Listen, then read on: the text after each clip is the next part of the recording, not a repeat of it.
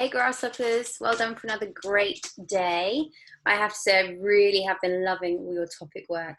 All the settings you've been making and the characters. They look really exciting and I can't wait to see how you use them next week when we start to write our own stories. I'm really excited to see what you come up with because I think you've done some great planning already this week, so well done. Okay, chapter 20, The Great Gum Machine. It's only a short one, this one. Mr. Wonka led the party over to a gigantic machine that stood in the very centre of the inventing room. It was a mountain of gleaming metal that towered high above the children and their parents.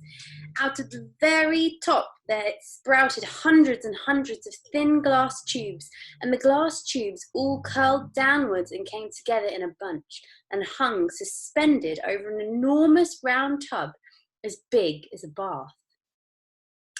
"Here we go," cried Mr. Wonka, and he pressed 3 different buttons on the side of the machine. A second later, a mighty rumbling sound came from inside it, and the whole machine began to shake, most frighteningly, and steam began hissing out of it all over. And then suddenly, the watchers noticed that there was runny stuff pouring down the insides of all the hundreds of little glass tubes and squirting out into the great tub below. And in every single tube, the runny stuff was a different colour, so that all the colours of the rainbow, and many others as well, came sloshing and splashing into the tub.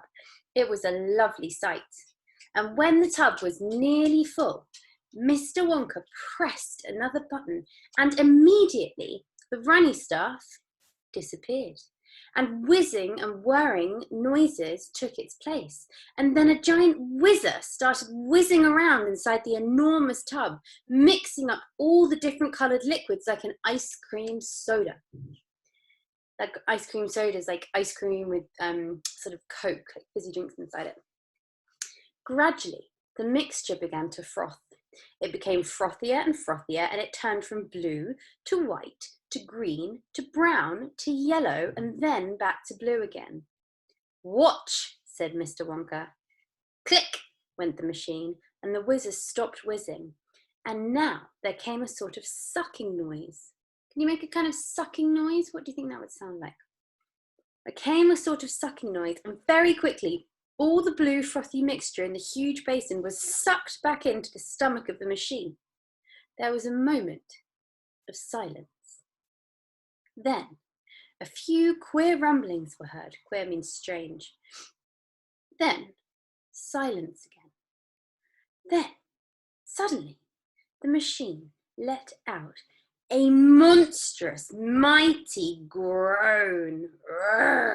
And at the same moment, a tiny drawer out of the side of the machine, a tiny drawer no bigger than the drawer in a slot machine, popped out of the side of the machine.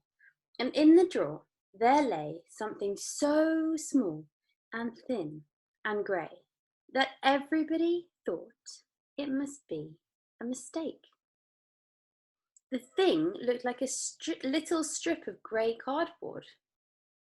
The children and their parents stared at the little grey strip lying in the drawer. "You mean that's all?" said Mike TV, disgusted. Great word. "That's all," answered Mr. Wonka, gazing proudly at the results.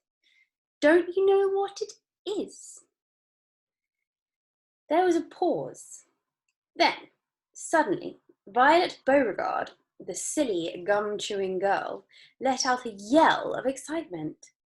"By gum! It's gum!" she shrieked. "It's a stick of chewing gum!" "Right you are," cried Mr. Wonka, slapping Violet hard on the back. "It's a stick of gum.